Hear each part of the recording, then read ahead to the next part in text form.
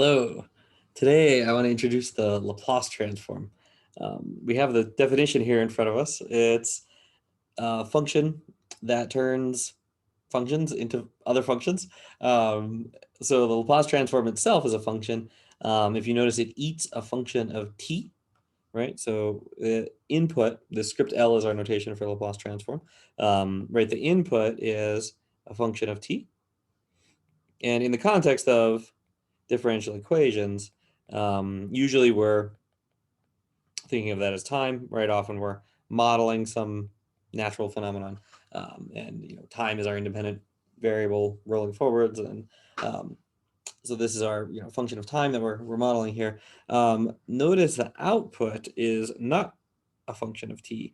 The output is an improper integral, right? So when you take this transform, what happens here?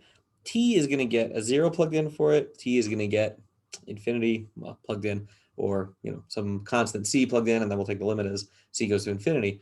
But nothing ever gets plugged in for s. If you notice in the middle, there's that e to the minus st.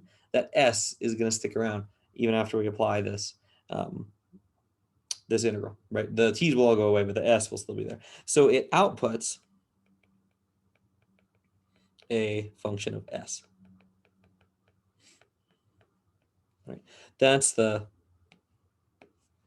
Laplace transform at a bird's eye view, right? So it's saying just take a function, multiply it by e to the minus st, take the integral with respect to t, take the area under the curve on the positive t-axis.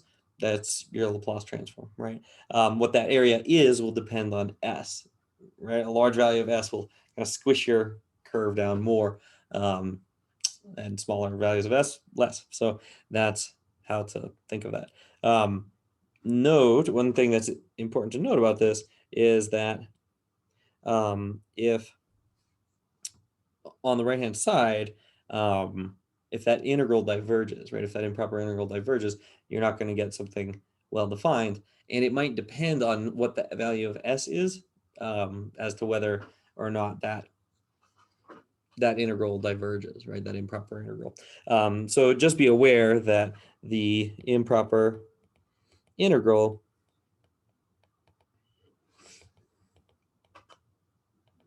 on the right-hand side, it can diverge, right? So you'll need to pay attention to that. Because of this, usually when you're doing Laplace transforms, we typically only work with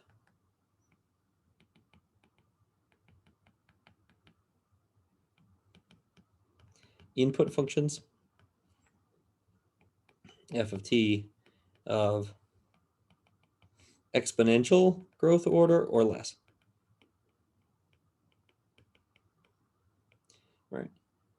Basically just saying if that f grows faster than an exponential function, then that e to the minus st isn't going to catch it, and the integral is certainly going to diverge, right? So for example,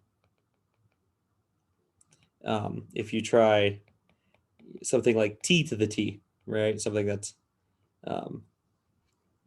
right, if it grows faster than any exponential function, has a Laplace transform that does not exist for all s, right? It doesn't even, that integral doesn't converge for even a single s value. So there isn't, we typically restrict ourselves to this idea of functions. When we're using Laplace transforms, we're restricting ourselves to functions that grow exponentially or more slowly. So that is our definition and kind of the domain of the Laplace transform, right? Functions of exponential growth order or less. Now, there's a key. You might say, okay, well, great. Why are we doing this in differential equations, right? What is this? This looks pretty different than, here's a differential equation, let's solve it, right? And so we need to see some key properties of the Laplace transform before we can see how is this useful in the context of, here's a differential equation, let's solve it, right? So here's a key property. This is a really important property of the Laplace transform. Is, and for in the context of differential equations, this is by far the most important property. So the key property is that the Laplace transform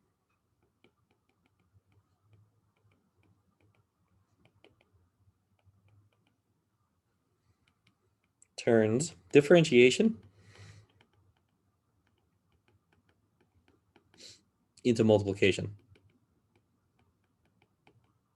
This is why it's so useful, right? It takes something that lives in the domain of calculus, differentiation, and turns it into something that lives in the domain of algebra, multiplication, right? This is a really nice property. This is why it's useful in the context of differential equations. And to say it more specifically, or more precisely, let's just do a little bit of calculation, right? So let's see what the Laplace transform of f prime of t looks like, right? So if we do the Laplace transform of the derivative of a function,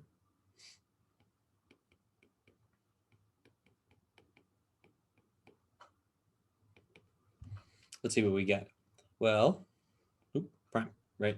I'm plugging f prime in for the function in the definition of Laplace transform. So here, what I want to do is I want to apply integration by parts, right? And I'm going to apply integration by parts with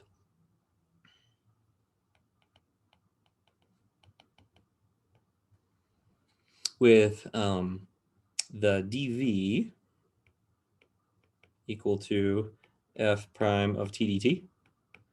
I want u to equal e to the minus st, right? So that gives me that du equals minus s e to the minus st dt. I want v to equal f. Right, so there's my setup for integration by parts.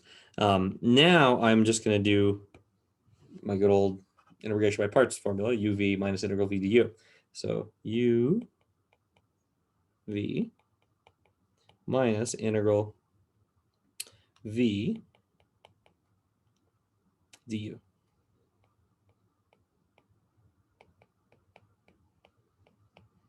Right, and of course I have bounds here. Now, the bound need to be applied to this first term.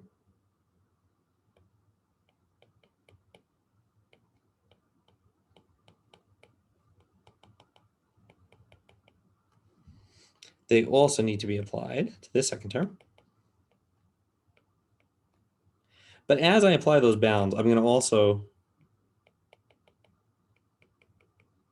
factor out that negative s.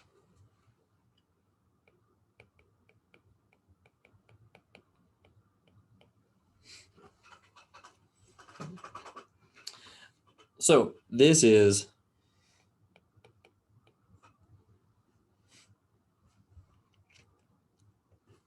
the result with two very different terms to deal with, right? Now, the first term, the infinity term, when we don't really, of course, plug in infinity as a number, but as we take the limit of that as the as t approaches infinity, right? That piece, I claim, is going to go to 0.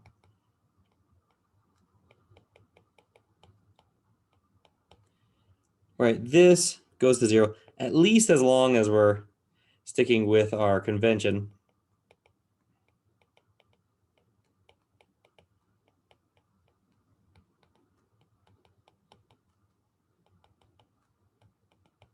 that our function has exponential order or less, right? That eventually that e to the minus st, which I moved to the bottom to make it e to the st, that's gonna grow faster than f of t, at least for sufficiently large values of s, right? At least for s greater than some constant, right? So at least for sufficiently large values of s, that term is going to go to 0. Because we're assuming we're not working with things like t to the t, which grow too quickly, and then that term will go to infinity, right? So that's the infinity term. Then I subtract, and I have this 0 term, right? F of 0 over e to the 0. And then I have plus s. Notice what's over here. That's symbol for symbol, the original Laplace transform, right?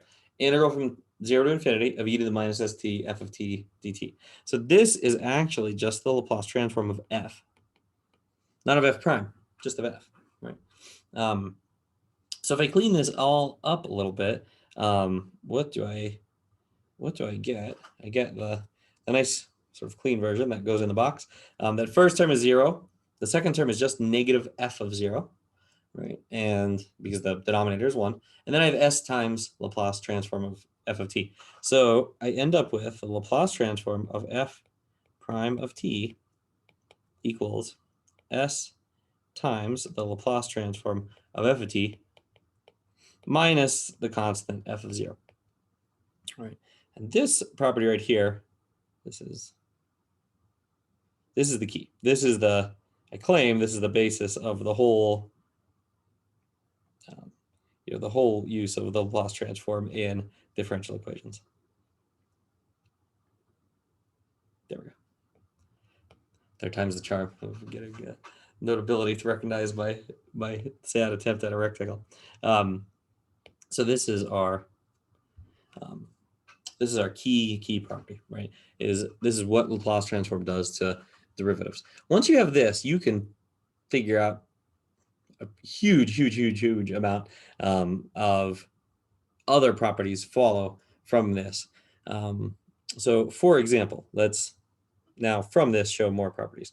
So from this, many properties follow. So let me show just a few of those. So one is, here's an example. Suppose you wanted to do the Laplace transform of a second derivative, right? Well, all we need to do is use that property twice, right? We're gonna use it treat that second derivative as the first derivative of a first derivative.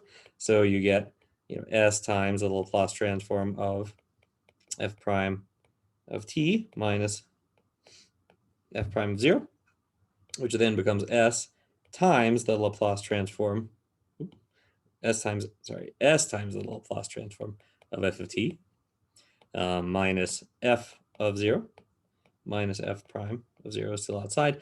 Now distribute the s squared Laplace of f of t, right, minus s times f of 0 minus f prime of 0. There we go. There's how we do the Laplace transform of a second derivative, right? So it's kind of nice. The first derivative transforms into s a single power of s. The second derivative transforms into a second power of s, into s squared, right? So it's a nice way to get powers, right? Just algebraic objects, just powers of s out of derivatives, which are more analytic objects. So there's an example of another nice property of Laplace transforms. Here's another one. Say instead of just general functions and their derivatives, say I have something really specific in there. Say I wanted to do the Laplace transform of the function e to the at, where a is just the constant, right? So I say I want the Laplace transform of an exponential function. We're in differential equations. Exponential functions are everywhere, right? We're in diffie-q. You can't get away from them, right?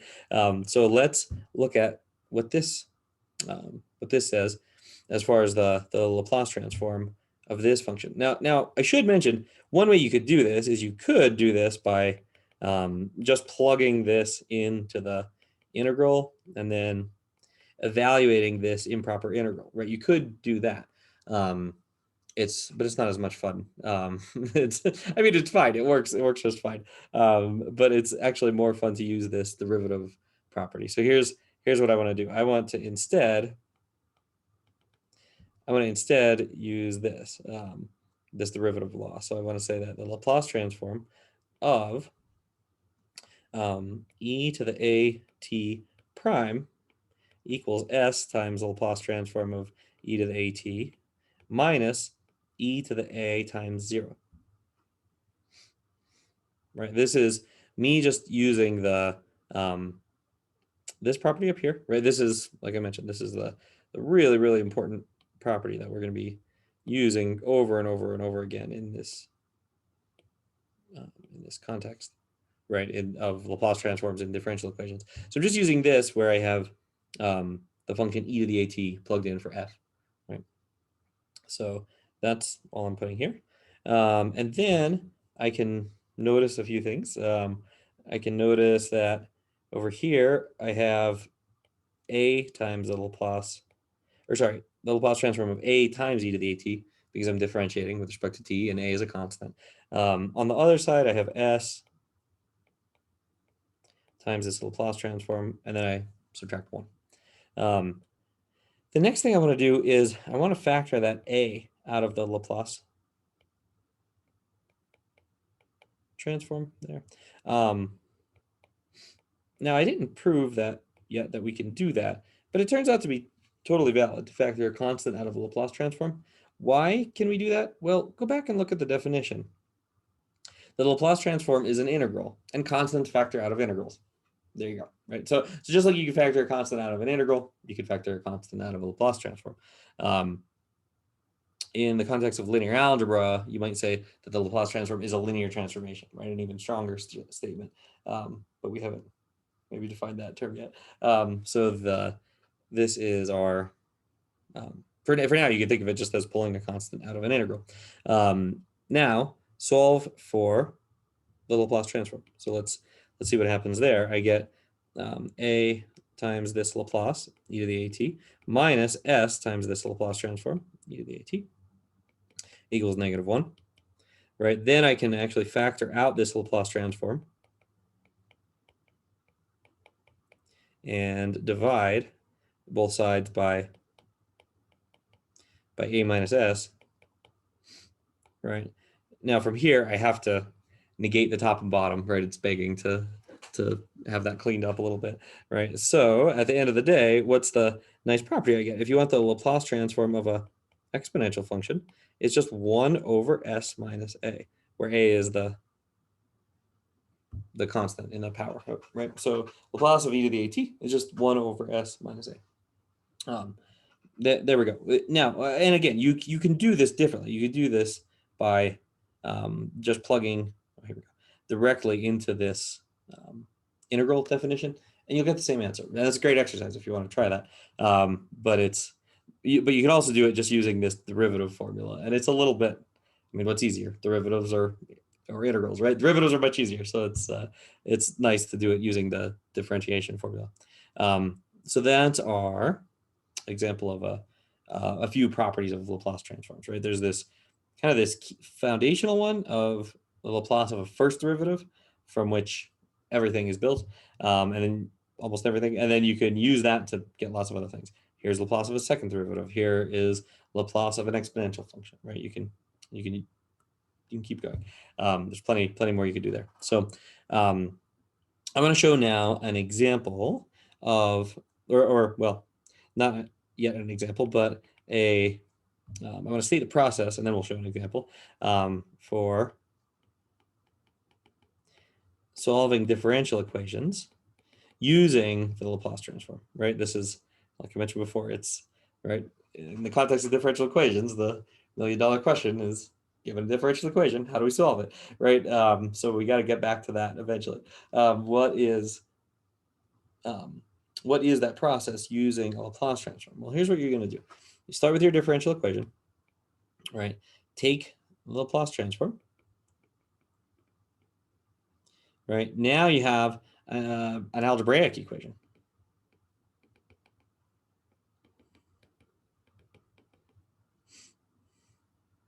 right? And AE instead of a DE, right? It's just there's no algebraic in the sense that there's no derivatives in that equation anymore, right? Then take our take that equation and do algebra, and solve for L of f of t, because there might be several instances of L of f of t, and you might even have to do more algebra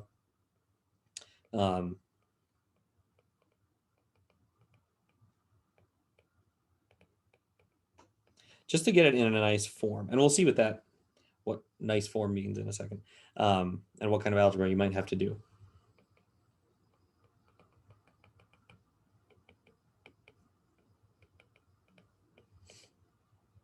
Then the last step, so this is still now an algebraic equation, right? But this is now an algebraic equation that looks like Laplace of f of t equals, and then some pile of s's, right? Some expression involving s. Then you can take an inverse Laplace transform.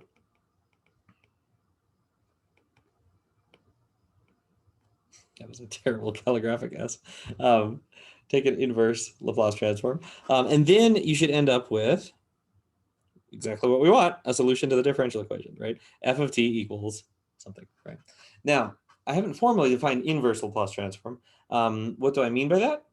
Well, just like it sounds, it's a function whose Laplace transform is whatever you started with, right? So it's an inverse operation in the same way that, say you have trig functions, they eat angles and hand you back ratios. What does an inverse function do? It eats a ratio and hands you back an angle, right? Same thing here. Laplace transform eats a function of t, spits out a function of s. The inverse Laplace transform reverses that process and takes a function of s and returns a function of t. There are some technicalities to worry about of is it truly an invertible process, right? Or is there a well-defined inverse for every function of s, right? And for all the details on that, you want a theorem called Lurch's theorem, which we can go into at another point. But for the moment, we'll just think of it that way, as undo your Laplace transform, right? All right, so that's our process for solving a differential equation using Laplace transforms. So let's try this out in an example. Let's see how this goes. So here I am going to solve. I'm going to solve not just a generic differential equation, but actually an initial value problem. Let's solve this initial value problem.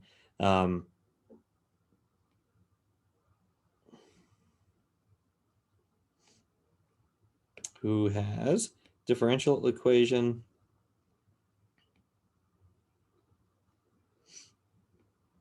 let's say we have y double prime minus 4y equals 0, right? And then let's say our initial condition then is y of 0 equals 1, and y prime of 0 equals 1. Right, so let's solve this initial value problem. And let's solve it using Laplace transforms, right? Now, you might have other ideas of how we could solve this. You could solve this using power series. This is a great case to use power series. You could solve this using the characteristic polynomial, right? This is a great initial value problem to solve using characteristic polynomial, if you've seen those methods, right? If you're familiar with those. So, but here I'm going to solve this using the Laplace transform, just because that's the technique we're trying to demonstrate. So we start with our dE, right? Y double prime minus 4y equals 0. This is our dE, right? And now I'm going to take a Laplace transform of both sides, right? So apply the Laplace transform. I'm going to end up, when I do that, like I said, I'm going to end up with an algebraic equation over on the other side. Right? And specifically, what algebraic equation am I going to end up with? Well, I already know how to do the Laplace transform of the second derivative, right?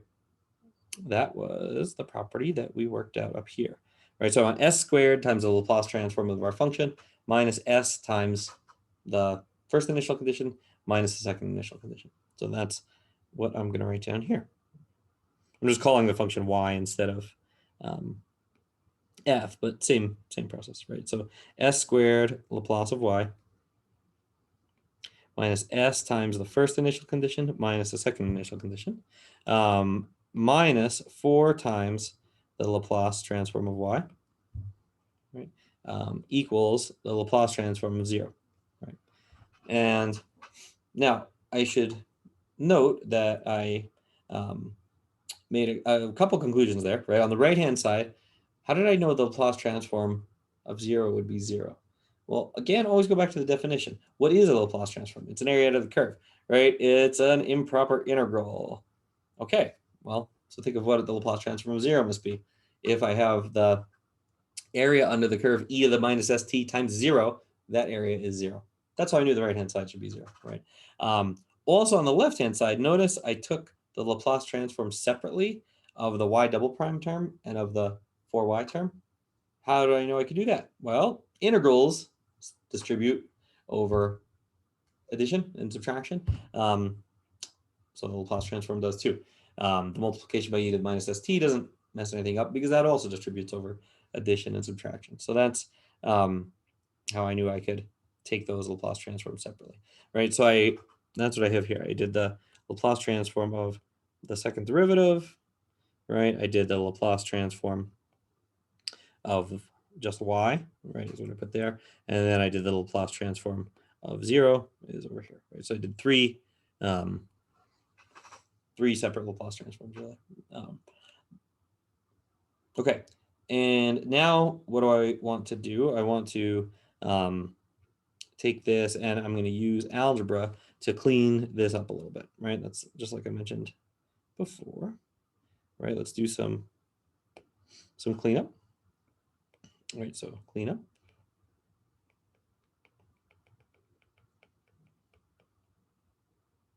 Right, and specifically I want to solve for L of y, right? So I want to get all the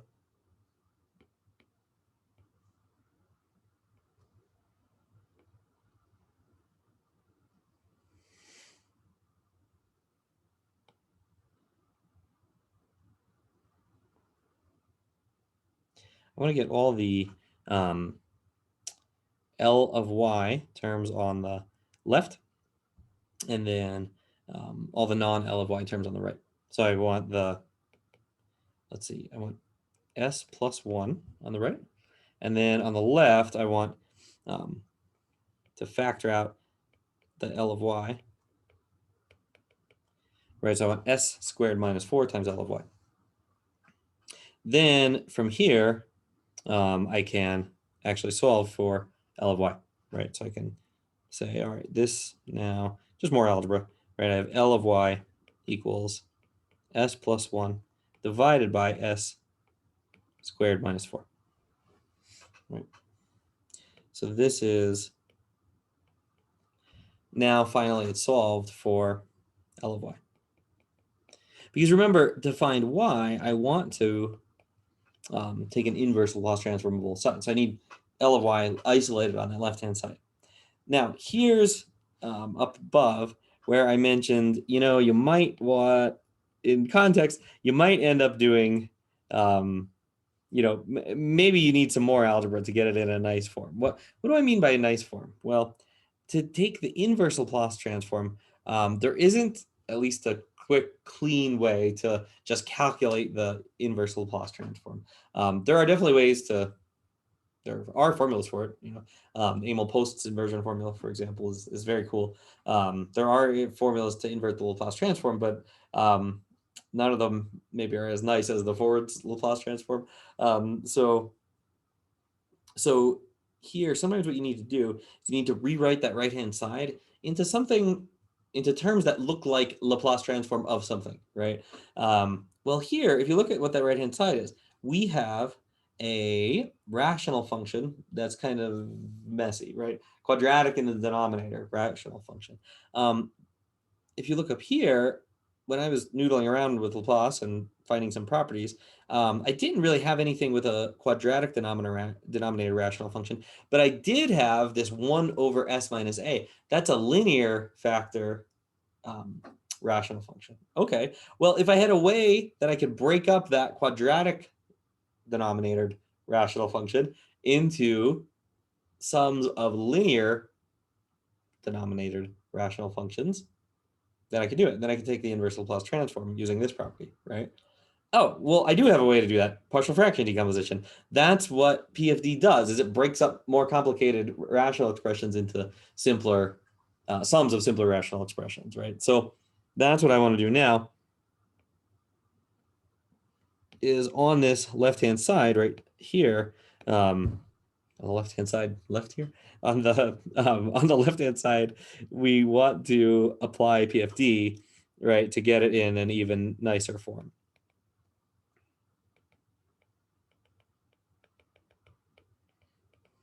Right, specifically, what do I mean by nicer? To make it easier to take the inverse Laplace of.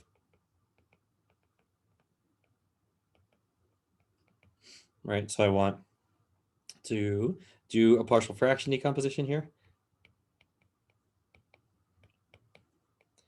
And the technique for that is exactly the same as you did, say, in your Calculus 2 course. It's just the variable is s instead of x, but otherwise the technique is the same. So, clear your denominators.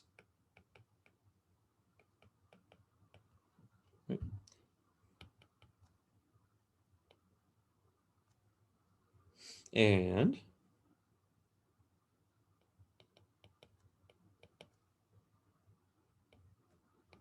pick some s values.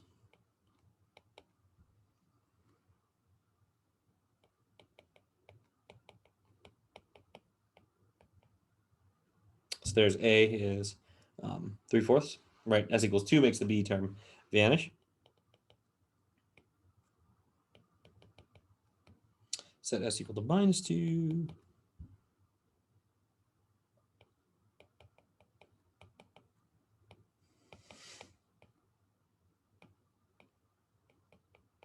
And we get b is 1/4. Right?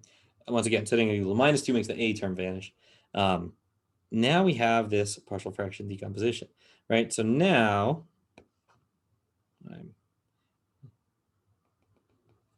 I can continue my little box here that I had. Now I have it in actually a much nicer form. Right now, this algebraic equation cleaned up form looks like this. The Laplace transform of y is a, which is 3/4, right? So I have 3/4 over s minus 2 plus b, which is 1/4 over s plus 2, right? Just plugging the a and the b back in to that setup for the partial fraction decomposition. And at this point, I'm, it's always good to pause and check when you do something a little messy like a PFT. Just add those up in your head, right? Get a common denominator, make sure things work out.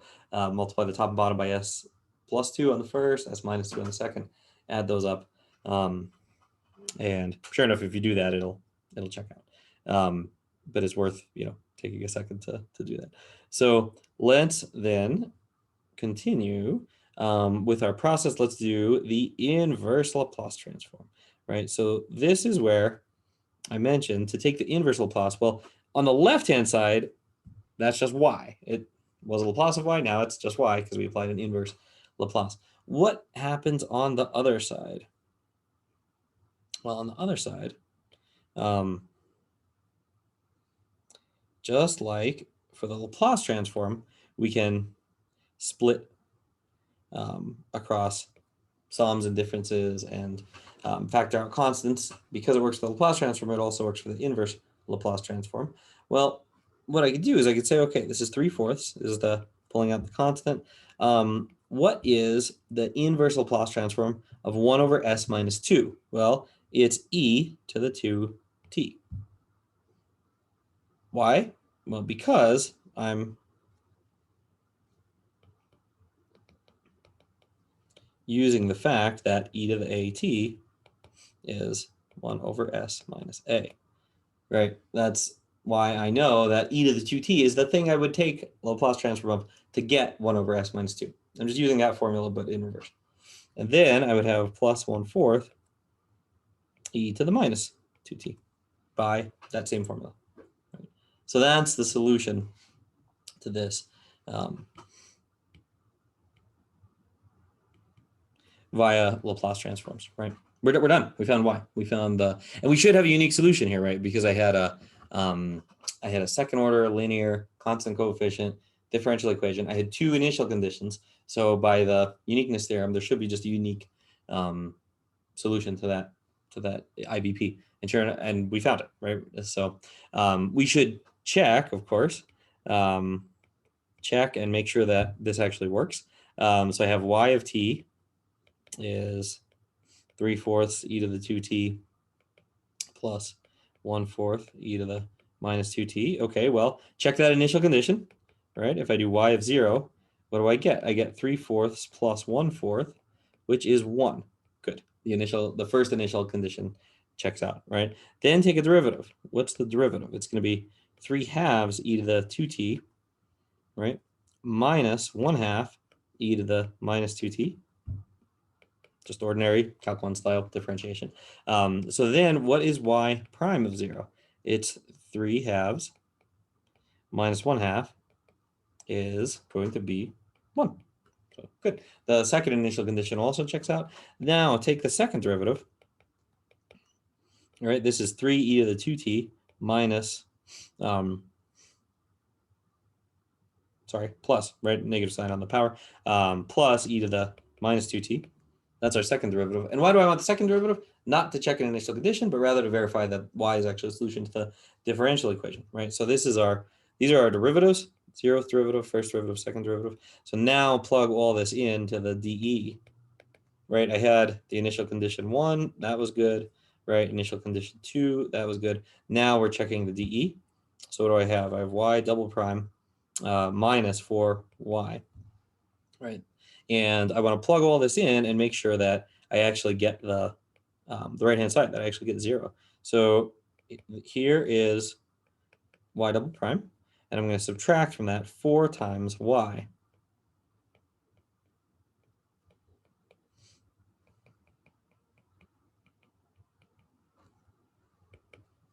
And what happens? Well, I have 3 e to the 2t. That will cancel with over here. We have a minus 3 e to the 2t once we distribute the 4, right? Over here, I have a plus e to the minus 2t. That will cancel with over here. I have a minus e to the minus 2t once I distribute the negative 4. And they all cancel, so I get 0, right? So the differential equation checks out too. So sure enough, I was able to verify, we're using a new technique. It's nice to verify it afterwards, right? That this y that we found by our little process of differential equation, Laplace transform, algebra, PFD, cleanup, inverse Laplace transform, that we're able to check that solution.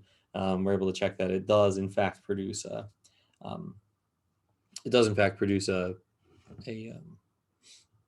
solution to the IVP, right? Both initial conditions are satisfied and the differential equation is satisfied. So that's our that is our check. All right, that's one example of solving a differential equation, and actually an IVP using the Laplace transform. You might say though, okay, we have like 9 other methods for this, right? That work just fine. Power series, characteristic polynomial, right? And in fact, you may have even noticed that the characteristic polynomial even came up in this problem, right? And this is no coincidence at all. Whenever you do Laplace transforms, the denominator, the right-hand side, this is just the characteristic polynomial, right? That's not coincidence at all. That is the characteristic polynomial. That will always happen. So, so if you're familiar with that method, when you see the characteristic polynomial pop up there, it's a good thing. It's not coincidence. So, yeah, you might say, oh, okay, well, why are we doing Laplace transform? Yeah, certainly it's interesting. It worked out. But if we already had these other methods, does it do anything new for us? Well, yeah, Laplace transform, it's actually unfazed by certain things that power series and maybe the characteristic polynomial method are quite phased by. In particular, it's if you have piecewise. If you have piecewise or discontinuous even, if you have piecewise or discontinuous forcing terms, this is something that is kind of challenging to do with power series or with method of undetermined coefficients, with characteristic polynomial, but Laplace transform works pretty well. So this is where you can have an example like this. Suppose you had y prime minus y equals, then on the other side of the equation, you have a function that is going to be 1 if t is between 0 and 1, and then 0 otherwise, right? So this is the kind of thing that actually happens a lot in the context of circuits, right? Because you could imagine that on, what's the graph of this? It's kind of saying you had a battery or a generator or something, and you flip the switch on and you leave it there, you apply a voltage to the circuit for 1 second, and then you turn it off, right? So that's why it, discontinuous is actually kind of the right model for this, because it, when you break that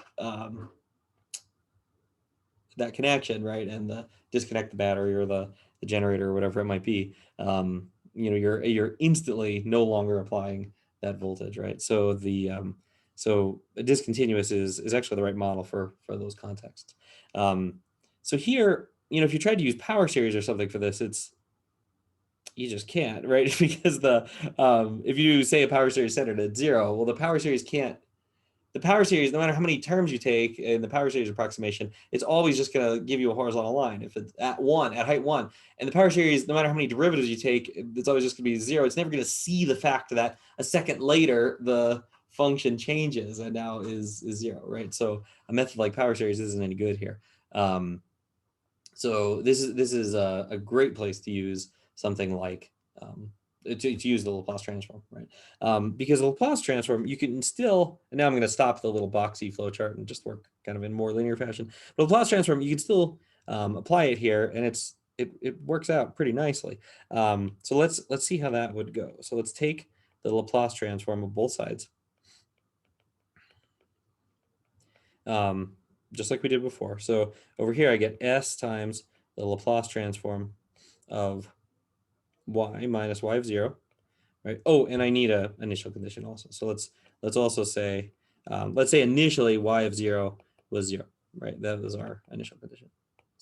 So here's our, right? So our dE is this, and then our initial condition is y of 0 is 0, minus Laplace transform of y, right? And then on the right-hand side, I'm going to have a Laplace transform of this piecewise function, right? So I'm taking Laplace of, I'm going to do e to the minus st of what? Well, of times this thing.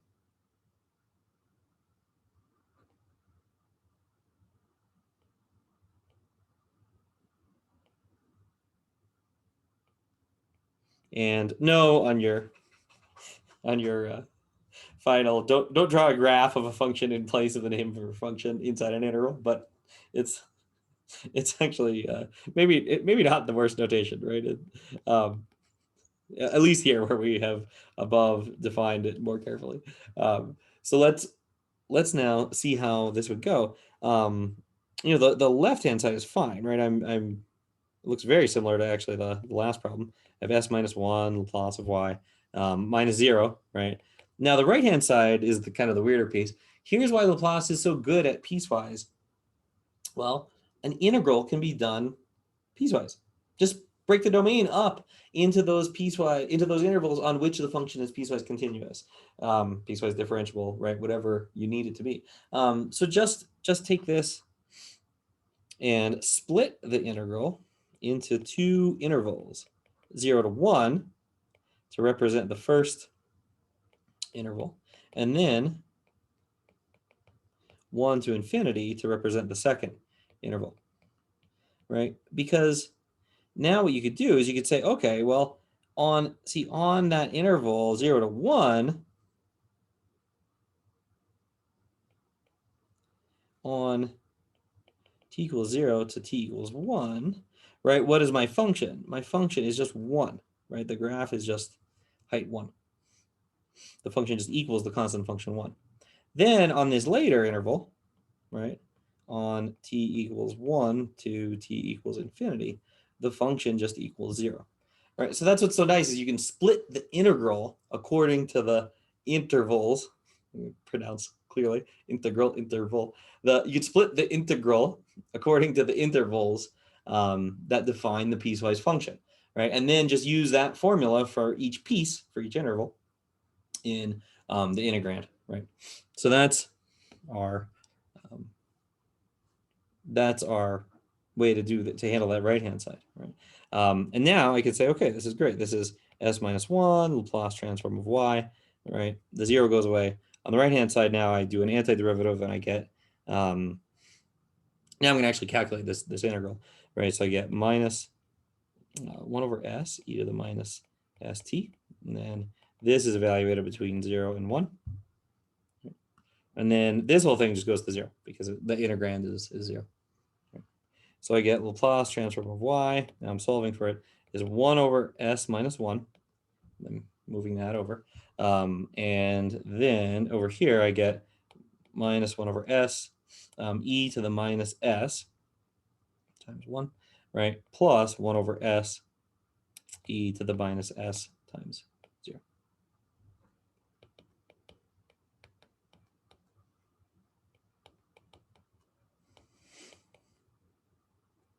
And now what I can actually do is I can actually split this up into two terms. I can distribute that 1 over s minus 1 through this expression.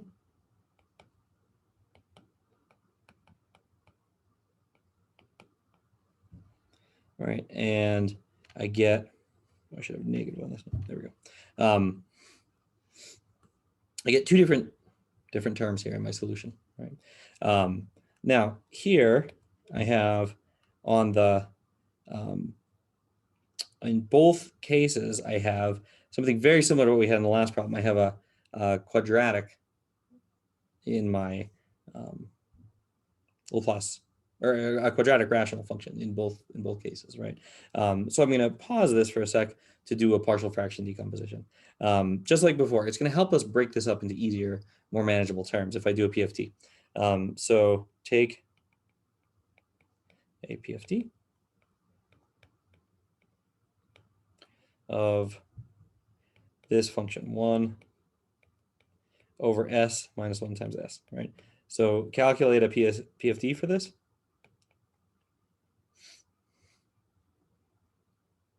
And let's see what happens. I clear denominators like usual. Right, I plug in s equals 1, I plug in s equals 0. Right, use those roots. Again, I get a equals 1, and I get b equals minus 1. Right. So there's our PFT. So now I can plug that back in. This was kind of our sidebar PFT calculation. Now I can return, there we go, to Laplace transform of y. And now I have it in that nicer form. So here I have, I'm going to have e to the minus s times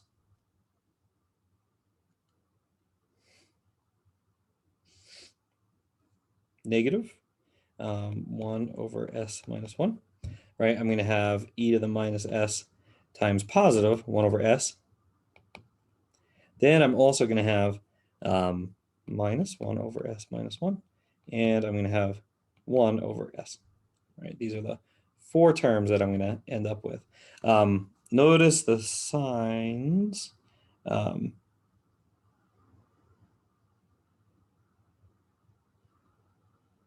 oops, there we go. Notice my wrong signs. There we go.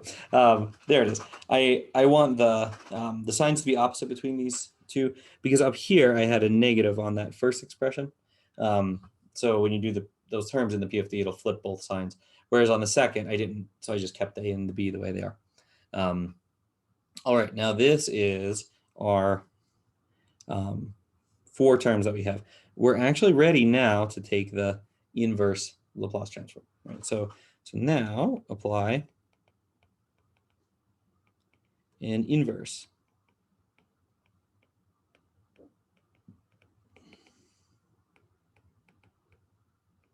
Laplace transform. Now, what to do with these two, hopefully should be pretty clear, right? These actually, those both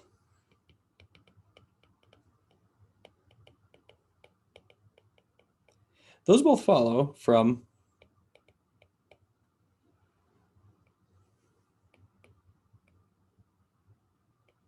the fact that the Laplace of e to the at is 1 over s minus a, right? This tells me that if I want the inverse Laplace of 1 over s minus 1, that's just e to the t, right? And if I want the Laplace transform of 1 over s, well, that's e to the 0 t, right? Instead of e to the 1 t like the previous was, it's e to the 0 t, which is, so it's actually just the constant function 1, right? That's so those two terms are not bad. What is more challenging is the those terms with the e to the minus s in front of them, right? So that's the big question. Now, how do we handle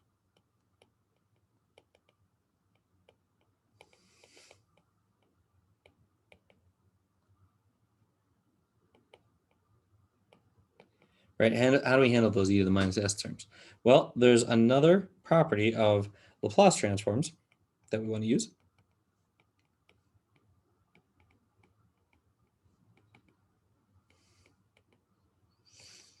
And this is another important one. There's lots of important properties of Laplace transforms, as you're noticing. But this is how to take the Laplace transform of a function times a Heaviside function. And Heaviside is named after Oliver Heaviside, who used Laplace transforms extensively in designing telegraphs. But this is, sometimes you'll see it written as UCT, like that notation. Or sometimes you'll see it written like this sometimes, capital H for Heaviside. You'll see it written either way. What does this mean? So it's just a switch function. It just is off, and then it turns on at time c. So that's all this is. It's kind of a building block piecewise function, right? So I should say where, right, u c of t or h c of t. Different sources will call it different things, right? It's just off for t less than or equal to c, or between 0 and c, and then on for t greater than c. Right? This is how you do a Heaviside function. So it's right. It just goes. It's off until time c, whenever that may be, and then it's on forever. So that's a Heaviside function, and it turns out that it's not too bad to take the Laplace transform of one of these using the definition. If you have some function multiplied by a Heaviside function, right, it becomes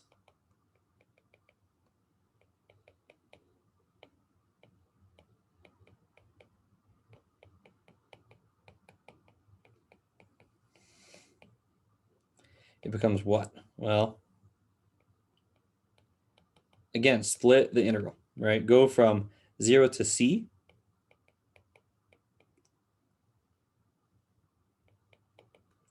where this will just be 0, right? The Heaviside function is 0 on that interval, and then go from c to infinity.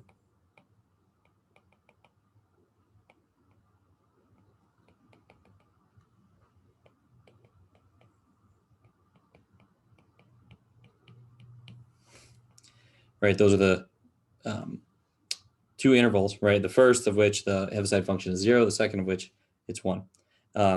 So this first one completely zeroes out because the integrand is 0. For the second one, right? So this is just a big 0. For the second one, what I want to do is I actually want to make a substitution. I want to substitute, I'm going to substitute a new independent variable, tau. And tau is going to be replaced, there's going to be replacing the quantity t plus c, right? That's my definition for tau. So I'm just translating. I'm just picking a new variable that kind of translates all the variables that are currently there.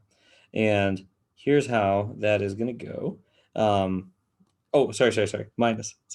T minus c. That's what, T minus c. So how does this substitution go? Well, when little t equals c, what is tau? Well, just plug it in. It's 0, right? Because imagine you put a c in here, right? You get c minus c. That's 0. Okay, well, as t now goes to infinity, what does tau do? Well, you're subtracting c from infinity. Okay, it's still infinity, right? What else do we have happening here? Well, how about the dt? Well, dt and d tau, they're actually equal because it's just you're just subtracting a value. So the derivative is just 1, right? So that's an even trade. That's actually not something that causes any trouble. Now, how about inside these functions? Well, here I have e to the minus s. What do I put for t? Well, if tau is t minus c, then t is tau plus c. Just put that c over on the other side. And same thing for f. Right.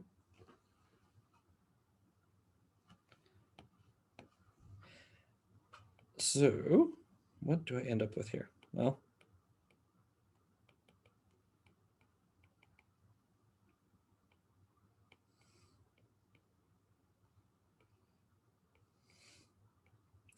do a little bit of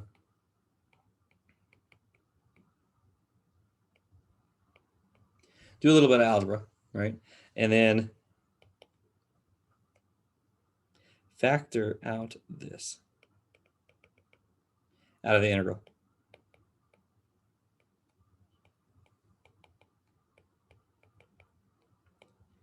And then notice that, okay, tau is just an index for this integral, right? So it's the same integral if I replace tau with t. I know this might sound a little weird because we just swapped out tau for t, but it doesn't matter. And we shifted. Now we're swapping it back without the shift. But it doesn't matter because it's just an indexing variable that's saying, what are we integrating, right? And over what domain. And it's fine. It's still the same.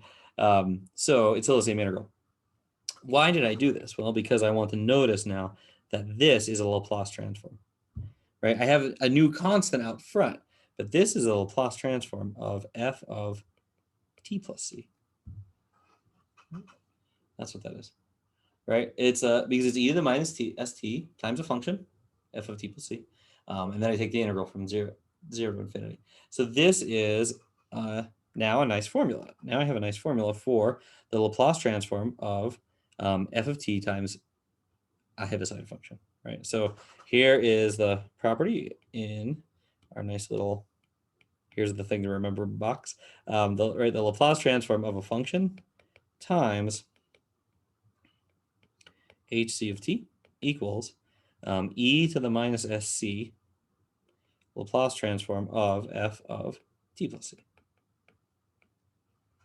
All right, that's what I end up with. Now, how does this help us here?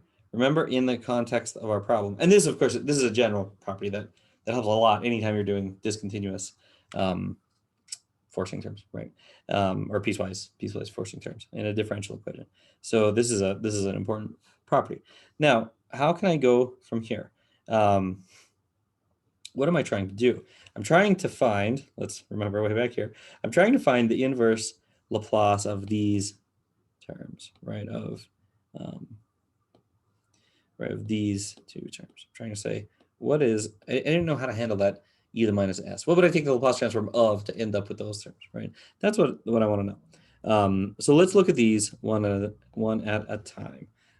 So let's figure out, whoa, don't write in highlighter. Let's figure out what is the Laplace inverse of e to the minus s times, we'll do I'll start with that second one, 1 over s. Right? E to the minus s, 1 over s. Right. So what do I need to do? Well, if you want, you could think of this property up above. It tells me, so what I want is I want the Laplace of some function. I want that to equal e to the minus s times 1 over s, right? So I need the e to the minus s to line up with that piece, and I need the 1 over s to line up with this piece, right? So the first piece, that tells me that c needs to be 1. Just trying to get e to the minus s to match e to the minus s c. The second piece tells me that I have, I need the Laplace transform of some function shifted by c. I need that to equal 1 over s, right? Well, here's the thing. We just figured out that up here, right? We just figured out actually that where is it? This, right? We just figured out that the Laplace transform of 1 is 1 over s, right? So you could say, look at this, the Laplace transform of 1 is 1 over s. So that f of t plus c must be 1 over s. Oh, well, then that shift is actually irrelevant. Oops, sorry. F must be 1, right? F must be 1 because that's the function you take the Laplace transform of. But that's f of t plus c is 1. But a horizontal shift doesn't do anything to a constant function, right? So f of t must be 1 in this case, right? So now I have c is 1 and f of t is 1. So I get this equation. I get that the Laplace transform of 1 times the constant function 1 times a Heaviside sub 1, right? That equals what I want, e to the minus s times 1 over s. So I just figured out the Laplace inverse of e to the minus s 1 over s. It's just h1 of t. Or, and once again, some sources use different notation. Sometimes you'll see use of 1 of t. You'll see that too. So that's our, that is our Laplace transform for that term, e to the inverse Laplace transform for the term e to the minus s times 1 over s. Now let's do the same thing for the other term. Let's figure out the inverse Laplace transform of e to the minus s 1 over s minus 1. Right? This is our other term up here, right? That's the first term now. And there's a negative there too, which, well, we'll put the negative back at the end. I'll do it without the negative for now, and we'll toss that back in at the end. Famous last words, right? How many minus sign errors have been committed that way? So here, let's continue, right? Let's try to find some L of f of t times some Heaviside that equals this function, this e to the minus s 1 over s minus 1. Well, by the same logic, I want, this term tells me that c equals 1, right? Because I'm trying to get that to be the e to the minus sc in this formula. Now, this I want to be Laplace of f of t plus c. I want that to be 1 over s minus 1, which means that I need f of t plus c to be e to the t, right? But now I know c is 1. So I want f of t plus 1 to be e to the t. So what does f have to be? F has to be e to the t minus 1. Because those are actually equivalent definitions. Saying f of t equals e to the t minus 1, just shift all the t's up by 1. That's the same as f of t plus 1 equals e to the t. Right? Same equivalent formula, right? So now I found f, and so now I can say that Laplace of f, which is e to the t minus 1, times a Heaviside function at 1, that will equal what I want. That's going to equal e to the minus s 1 over s minus 1. So I now have the Laplace inverse of e to the minus s 1 over s minus 1. Right, that'll be e to the t minus 1 times h sub 1 of t. Right. That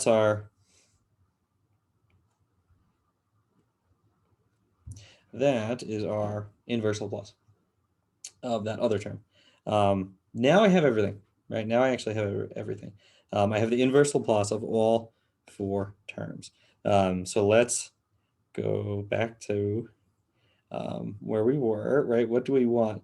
We want this equation right here. Now I can actually use all of those. So I'm going to copy this, and then I'm going to use the 4 inverse Laplace transforms that we just found. So from the equation,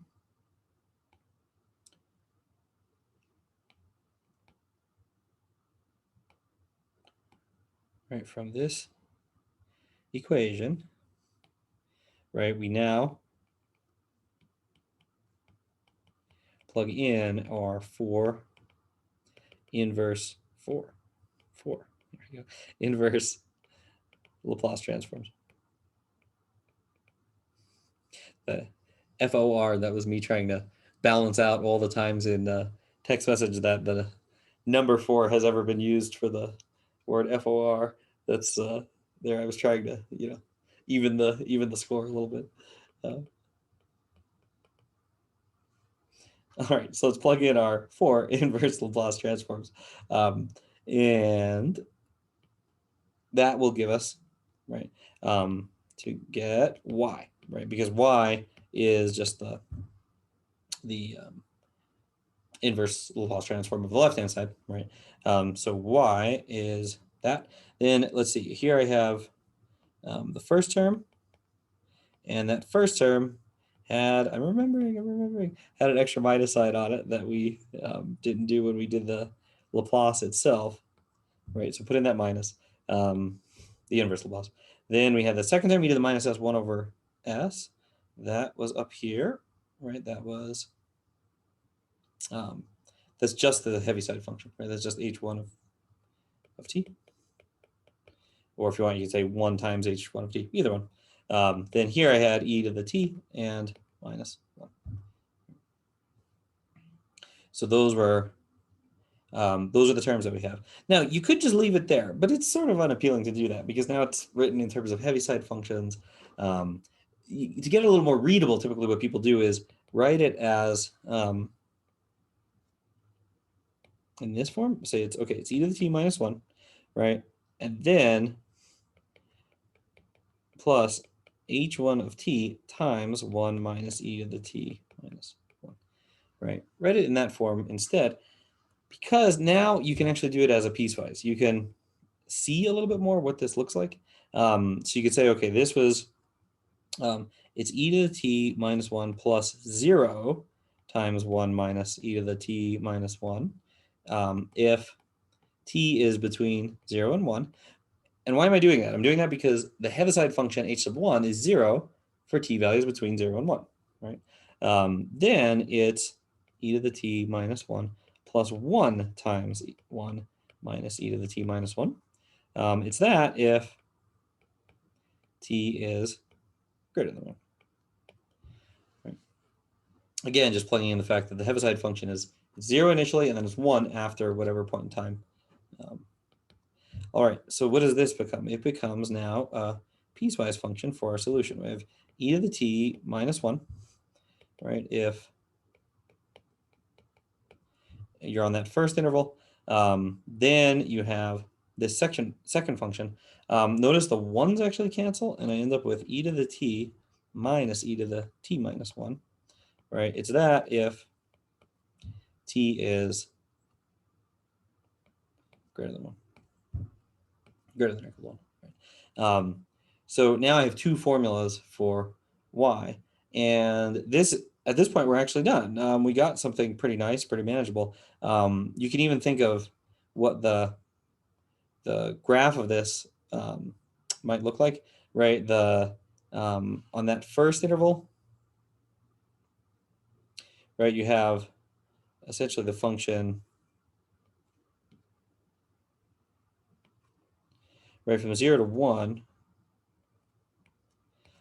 you have this function e to the t, right? But then you subtracted 1 from that function. So shift that function down 1 unit. So it's e to the t, but slid down 1 unit. So it's kind of like exponential growth that starts at the origin, right? That's what it looks like on that first interval. So that's a graph of e to the t minus 1. Then what's going to happen on that next interval is here I have, maybe the easiest way to just think of this is it's actually just e to the t multiplied by a interesting scalar, right? 1 minus 1 over e. You can factor the e to the t out of those. So it's just and that scalar is less than 1, right? So it's just a slightly compressed version of e to the t. It's e to the t with a lower coefficient.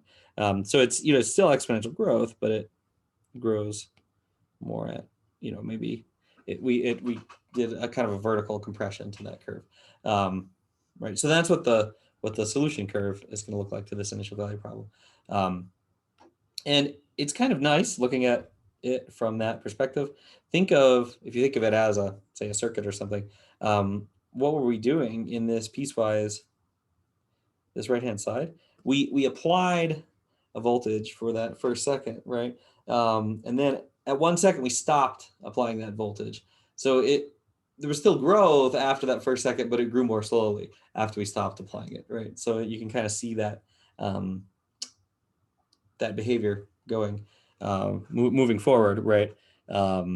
Changing, right? It changes at 1 second when we change what that forcing term is doing. So it all works out very nicely. So all right. So that's an example of a differential equation where this is our solution to the differential equation, right? Good luck finding that via power series or characteristic polynomial kind of methods. You're not gonna, right? This is where you really need something like a Laplace transform. So, and there are other transforms that you could use in this context that kind of work similarly, but the Laplace is maybe the best known one. So, all right. Thank you for your time. That's our little Laplace chat.